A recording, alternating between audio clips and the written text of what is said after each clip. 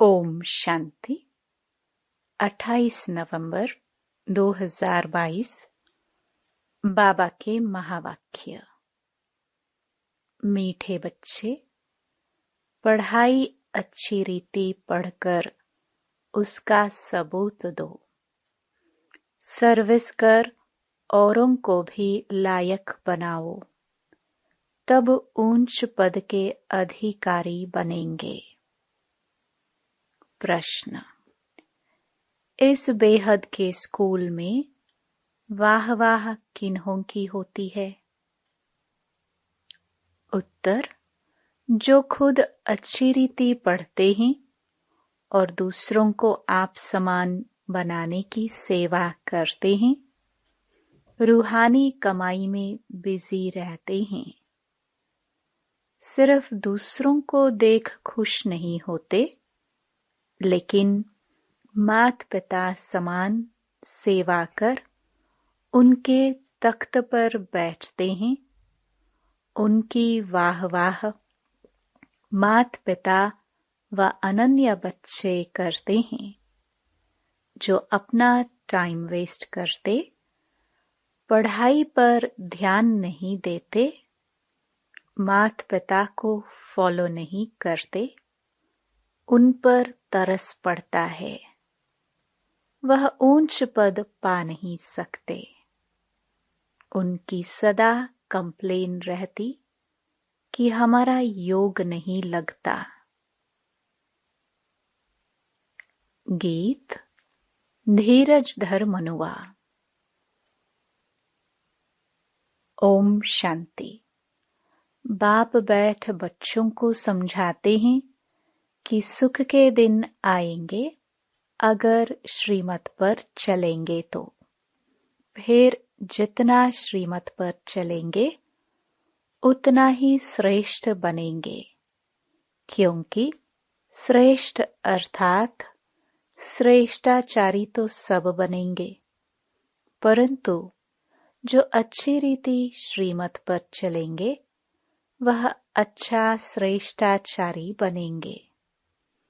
पढ़ाई में भी कोई अच्छी रीति पढ़ते हैं, कोई कम पढ़ते हैं अथवा नहीं पढ़ते हैं। न पढ़ने वालों को बुरा माना जाता है। यह पढ़ाई भी कोई अच्छी रीति पढ़ते हैं तो औरों को पढ़ाने के लायक भी बनते हैं। कोई तो ध्यान ही नहीं देते। यह भी बच्चे समझते हैं कि अगर हम कोई भी विद्या अच्छी रीति पढ़ेंगे तो ऐसा ही लायक बनेंगे, नहीं तो नालायक बनेंगे। लायक को जरूर अच्छा दर्जा मिलेगा। तुम अभी सुखधाम के लिए पढ़ते हो, फिर उसमें भी नंबरवार मर्तबे हैं। मनुष्य मर्तबे के लिए कितना माथा मारते हैं। वह है अल्पकाल का सुख, काग विष्टा समान सुख। यह तो अथाह सुख है। जो बच्चे श्रीमत पर चलेंगे वही अथाह सुख पा सकेंगे, और वह ब्राह्मण कुल में भी अपना नाम निकालेंगे। बाप का बच्चों को फरमान है, सर्विस कर औरों को भी ऊंचे ते ऊंचा पद दिलाओ तो तुम्हारा भी पद ऊंचा हो जाएगा।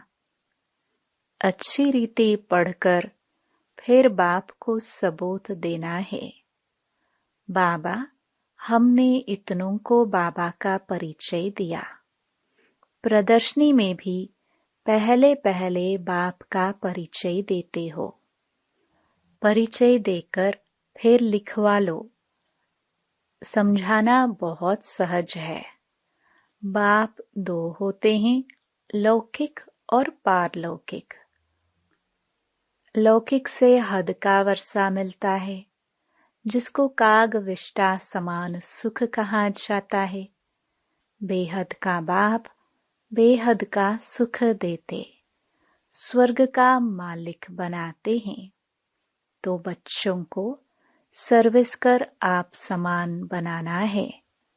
बाप को सिर्फ याद नहीं करना है, लेकिन उन जैसी सर्विस भी करना है। श्री कृष्ण अथवा किसको भी याद करना, उनके गुण धारण न करना, वह क्या काम के? उनसे फल कुछ नहीं मिलता। भक्ति मार्ग में भी देवताओं को याद करते करते नीचे उतरते जाते हैं। अब मम्मा बाबा भी सद्गति करने की सर्विस में लगे हुए हैं। जो माँ बाप मुहाफिक सर्विस करते हैं, वही सच्चे माँ बाप के बच्चे हैं, नहीं तो कच्चे कहाँ जाता है। बाप भी खुश तब हो जब देखे कि मेरे लाडले बच्चे मेरे समान सर्विस करते हैं।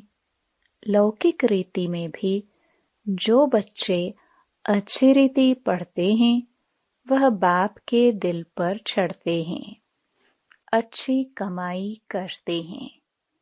यह भी तुमको रूहानी कमाई करनी है। सिर्फ दूसरों को देख खुश नहीं होना है। पढ़ाई पढ़कर और पढ़ाकर ऊंच पद पाना है। तब माँ बाप अनन्य बच्चे उनकी वाह वाह करेंगे। यह बेहद का स्कूल है। हजारों यहाँ पढ़ते हैं। जो अच्छी रीति नहीं पढ़ते, वह खुद भी समझते होंगे कि हमारा योग पूरा नहीं लगता है। वह बच्चे बाप के दिल पर चढ़ नहीं सकते। बच्चे बने हैं तो माँ बाप पालना तो करते हैं ना। फिर भी बाप समझाते हैं, माता पिता और अनन्य बच्चों को फॉलो करो। सर्विस तो बहुत करनी है। वह सोशल वर्कर करोड़ों की अंदाज में होंगे। तुमको रूहानी सोशल वर्कर बनना है, अगर ज्ञान है तो। नहीं तो समझेंगे पूरा ज्ञान नहीं है। ज्ञान के बदले अज्ञान जास्ती है, जिस कारण पद भ्रष्ट हो जाएगा। ऊंच पद पा नहीं सकेंगे। बाप को तरस पड़ता है। हर पढ़ाई में पुरुषार्थ जरूर चाहिए। पुरुषार्थ बिगर पास हो नहीं सकेंगे। कोई 2-3 बारी फेल होते हैं तो अपना टाइम वेस्ट गवाते हैं। तो कम पढ़ने वालों को, जो अच्छी रीति पढ़ते हैं, उनका रिगार्ड रखना चाहिए, क्योंकि वह बड़े भाई बहन हो जाते हैं। मम्मा बाबा मिसल सर्विस करते हैं। अच्छी सर्विस करने वालों को जहां तहां बुलाते हैं। तो समझना चाहिए, क्यों न हम पुरुषार्थ कर ऐसा बने। औरों को आप समान बनावे। बेहद के बाप का परिचय देना है कि उनसे कैसे बेहद का वर्षा मिलता है। वह बेहद का बाप जन्म मरण रहित सदा सुख देने वाला है। बाप 2 हैं, एक आत्माओं का बाप, दूसरा अलौकिक। तब तुम बाप दादा कहते हो। लौकिक संबंध में भी बाप दादा होता है। यह है फिर पारलौकिक बाप दादा। पारलौकिक बाप से तुम भविष्य 21 पीढ़ी की प्रारब्ध पाते हो। लौकिक बाप से अल्पकाल सुख का वर्षा जन्म बाय जन्म मिलता है। जन्म लेते जाओ, दूसरा बाप मिलता जाए। सतयुग त्रेता में यहाँ का वर्षा 21 जन्म चलता है। भल बाप दूसरे दूसरे मिलते जाएंगे, परंतु हम सुखधाम में ही रहते हैं।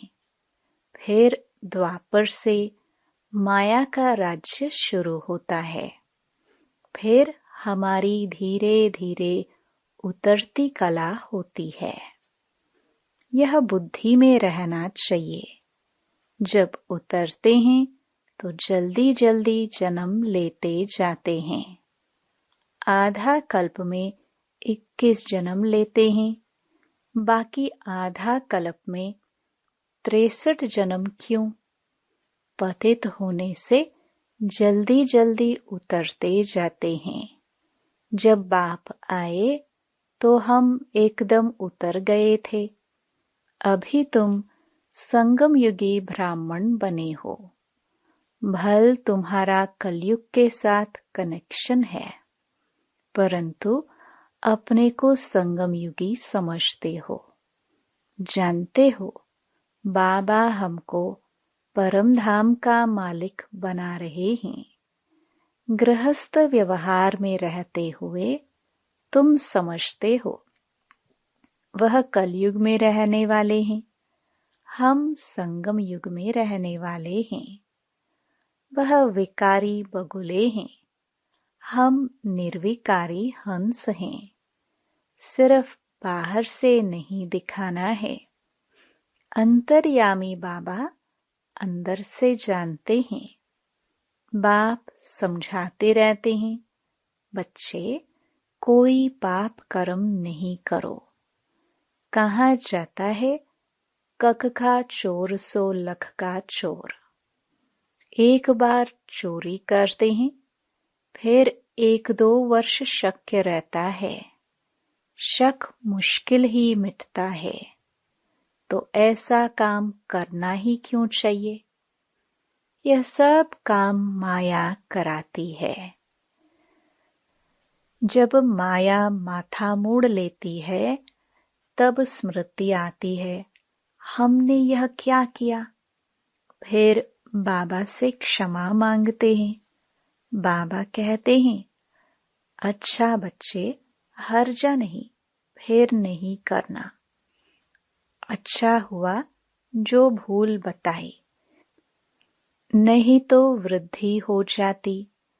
बाबा को लिखते हैं, हमने क्रोध किया, काला मोह किया, अपना भी तो स्त्री का भी किया। बाबा लिखते हैं, बाबा का बनकर प्रतिज्ञा कर काला मोह किया, ब्राह्मण कुल को कलंक लगाया, सजा के अधिकारी बन जाएंगे। ऊंचे ते ऊंचा है ब्राह्मण कुल, देवताओं से भी ऊंचा है। तुम ब्राह्मण भारत को पतित से पावन बनाते हो। तुमने सतयुग त्रेता में 21 जन्म राज्य भाग्य किया, तब सुंदर थे। फिर 63 जन्म कामचिता पर बैठ काले हो गए, तब श्याम बने। कहते हैं सागर के बच्चे कामचिता पर बैठ खत्म हो गए। फिर सागर ने ज्ञान वर्षा की तो जाग पड़े, गोरे हो गए। इस श्री कृष्ण की आत्मा को 84 जन्म जरूर लेने हैं। 21 जन्म सुंदर, 63 जन्म श्याम। अब उनकी लात पुरानी दुनिया तरफ है, मोह नई दुनिया तरफ है। जो नंबर 1 पूज्य था वही पुजारी बन अब लास्ट नंबर में है। खुद ही पुजारी बन नारायण की पूजा करते थे, अब खुद ही पूज्य नारायण बनते हैं। इनको ही फर्स्ट नंबर में जाना है। ब्रह्मा का दिन स्वर्ग, ब्रह्मा की रात नरक। शिव बाबा आते हैं रात को दिन बनाने। अब आधा कल्प की रात पूरी हो, दिन होता है। शिवरात्रि कहते हैं, परंतु शिव के बदले श्री कृष्ण का नाम कह दिया है। कि श्री कृष्ण का जन्म रात को हुआ। है शिव बाबा की बात। शिव बाबा की तिथि तारीख वाले का कुछ भी पता नहीं कि किस समय आया। श्री कृष्ण की वेला है, वह पुनर्जन्म में आने वाला है। शिव बाबा तो झट आकर परिचय देने लग पड़ते हैं। कुछ समय तो पता ही नहीं पड़ा कि यह कौन आया है, कौन बोल रहे हैं। बाद में मालूम पड़ा कि यह तो शिव बाबा ज्ञान का सागर है। शिव बाबा ब्रह्मा द्वारा विष्णुपुरी की स्थापना करते हैं। ब्रह्मा यहाँ है, कृष्णपुरी भी यहाँ है। लक्ष्मी नारायण के तख्त पिछाड़ी विष्णु का चित्र होता है, परंतु ज्ञान कुछ भी नहीं। जैसे गवर्नमेंट का त्रिमूर्ति चित्र है, यह समझने की बात है। बच्चे जास्ती नहीं समझते हैं। भला लौकिक पारलौकिक बाप का कॉन्ट्रास्ट तो समझते हो ना। याद भी करते हैं, हे पतित पावन, हे रहमदिल, हे दुख हरता सुख करता। सतयुग में कोई याद नहीं करते। बाप यहाँ ही सब मनोकामना पूरी कर देते हैं। सतयुग में तुमको इतना अथाह धन मिलता है जो वहाँ माथा मारने की दरकार ही नहीं। तुमको श्रीमत पर चलना चाहिए। जो नहीं चलते गोया निधन के हैं। उनको कहा जाता है बगुला। तो हंसों को बगुलों के साथ भी रहना पड़ता है। गृहस्थ व्यवहार में तो रहना ही है।